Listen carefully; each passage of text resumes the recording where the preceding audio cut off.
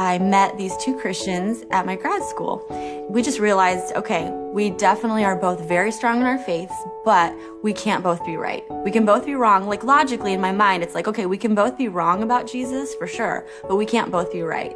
So we sort of resolved that we wanted to figure out what truth is. And secretly, I wanted to convert him massively. I totally wanted to convert him to Islam because anytime I would debate anybody about, religion, I would always win.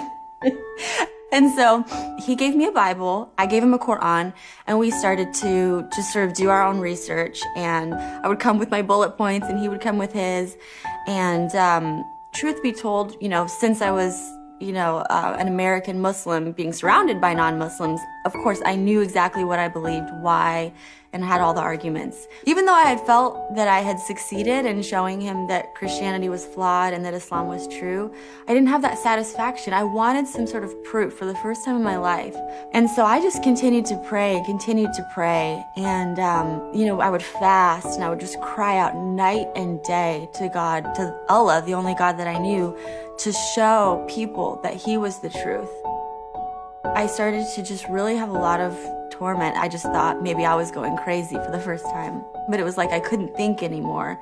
And especially as somebody studying to be a doctor and, science background, to lose your mind is really a very low point, to say the least. So there was one day where I was probably at my lowest point. I was just crying, praying to Allah and saying, I can't do this one more day.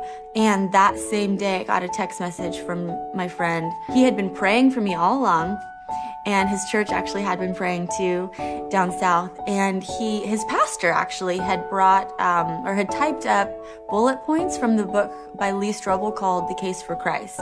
And so because I was at such a low point at that point, I was like, I'll read anything. Why not? It gave so much significant proof for the historicity of the cross and resurrection. And I started to read the Bible again. I was reading it as though it actually could have happened. And I just remember thinking, oh my gosh, this is beautiful. And then I called somebody that I knew who was a Christian. She said, why don't you just ask Jesus to come into your heart? If you're wondering and curious, you have nothing to lose. And, little did she know, if a Muslim asks Jesus into their heart, it's hell for eternity.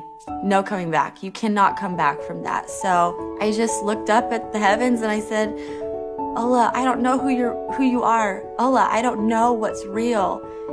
Whoever you are, though, I want to give my life to you. If you're Jesus, you can come into my heart. The next morning I woke up and all the torment was gone. So I thought to myself, okay, logic brain, I'm gonna really give this exploration of the Gospels 3 or 4 years of my life, and I'm gonna really look into it to see if it's real. I'm gonna stay a Muslim, of course. I would never leave Islam, but I just want to give this a chance. And so I just basically went to church that Sunday, and some signs had happened that week, all pointing to Jesus. And that Sunday morning, the pastor was preaching and people were raising their hands, and I just kind of sat through it. But my heart just wanted to worship. And when the altar call came, we all bowed our heads, and the pastor just said, I feel like there's someone in here that wants to give their life to Jesus, but they don't even know what that means, and they're really scared. And I just said, enough is enough. It's taking me more faith to not believe in Jesus than to believe in him.